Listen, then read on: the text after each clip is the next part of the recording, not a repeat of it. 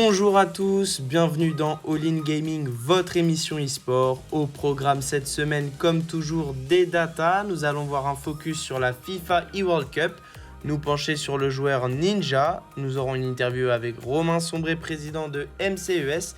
Et enfin, nous verrons les événements Nice Cactus. Et on commence par les datas. 57% de l'audience mondiale de l'e-sport vient d'Asie-Pacifique. 1,7 milliard de dollars, c'est l'estimation du marché de l'e-sport pour l'année 2022. Et 9,7 millions de dollars, c'est la totalité du prize money gagné par les joueurs français en 2019. C'est la deuxième plus importante d'Europe. FIFA eWorld Cup, l'équivalent officiel de la Coupe du Monde de football. Elle détient le record du plus grand événement e-sportif au monde avec 20 millions de joueurs issus de 60 pays. La raison est simple, les qualifications sont ouvertes à tous grâce à des rencontres en ligne. La compétition quant à elle n'est pas si jeune car elle existe depuis 2004 et haute particularité dans le monde de l'e-sport, la FIFA eWorld Cup se joue dans le même tournoi à la fois sur PS4 et sur Xbox. À partir des 16e de finale, les matchs se jouent uniquement sur une des deux. La finale, quant à elle, se joue en deux rencontres avec la phase aller sur une console et la suivante sur l'autre. Le tournoi est diffusé sur différentes plateformes de streaming, mais aussi à la télé dans une centaine de pays. En 2018, on constate une hausse de 400% de vues par rapport à la finale de la Interactive World Cup 2017, plus de 140 millions de vues sur la saison Global Series 2019, un record d'audience lors de la grande finale de l'édition 2019 avec 47 millions de vues. Tout ça en prenant en compte que la compétition continue chaque année de gagner en popularité. Richard Tyler Blevins, dit Ninja, est un streamer américain âgé de 29 ans. Il débute en 2010 sur le jeu Halo 3 mais deviendra célèbre sur Twitch grâce à ses lives Fortnite. Il est principalement connu pour son côté très loufoque et dynamique. Il devient le streamer le plus influent de la planète e-sport, comptant ainsi des millions d'abonnés. Le premier sur Twitch avec 14 millions d'abonnés, plus de 23 sur YouTube et 15 millions sur Instagram, soit Cavani et Icardi réunis. Son stream avec les rappeurs Drake et Travis Scott est le record du plus grand nombre de viewers rassemblés sur un stream. Il quitte cependant Twitch pour Mixer, la plateforme concurrente appartenant à Microsoft. Mixer aurait acheté Ninja pour environ 50 millions de dollars, ce qu'on pourrait appeler le plus gros transfert de l'e-sport. Actuellement sans Mixer, on ne sait toujours pas où il streamera dans les prochaines semaines. Aujourd'hui, un joueur de cette envergure gagnera environ 500 000 dollars par mois. Il reste toujours l'une des personnalités du streaming et du jeu vidéo les plus connues et les plus influentes. On retrouve à présent Romain Sombré pour une interview consacrée à MCES.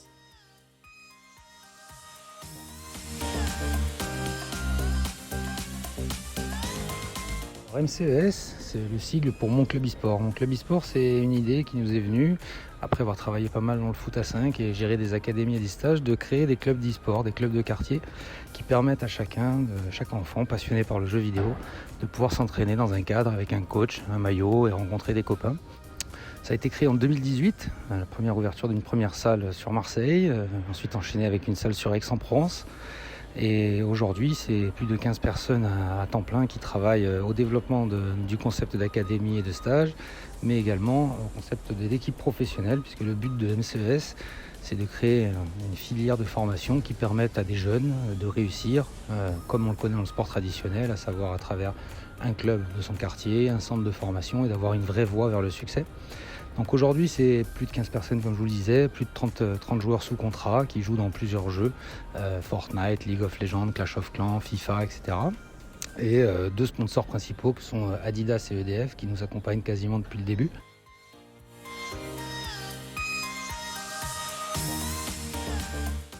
En termes de concurrence, nous avons essentiellement des concurrents sur la partie professionnelle, puisque sur la partie amateur, comme je l'ai expliqué juste avant, nous sommes à peu près les seuls. Nos concurrents principaux aujourd'hui, jeu par jeu, on va parler de Vitality qui sont très au-dessus, qui sont les numéros 1 français, de Gamers Origin, de GameWard, de LDLCOL, qui sont des clubs qu'on affronte régulièrement sur League of Legends, en championnat de France, en LFL, donc le championnat de Ligue 1 de League of Legends.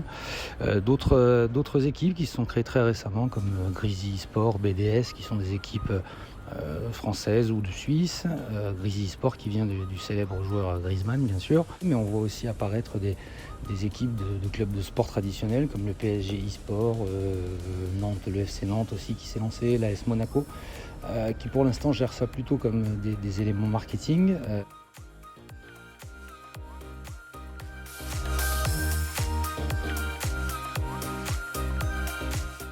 Il y a 1000 façons aujourd'hui d'aborder l'e-sport et nous, ça a été un peu l'idée de départ, c'est de dire comment on fait pour utiliser l'e-sport et en faire un levier d'éducation, de réconciliation de générations, etc.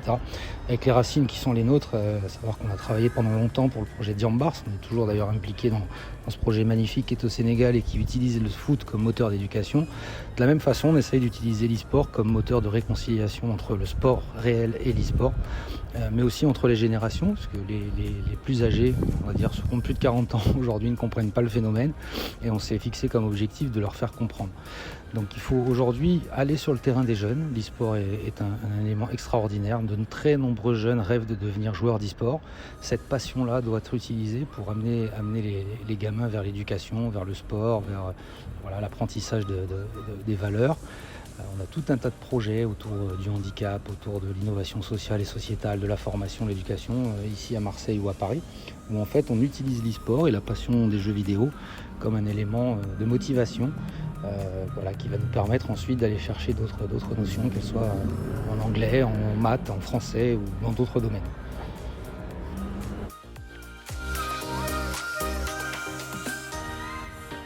En termes de développement, MCES vient de finaliser une levée de fonds à hauteur de 2,5 millions.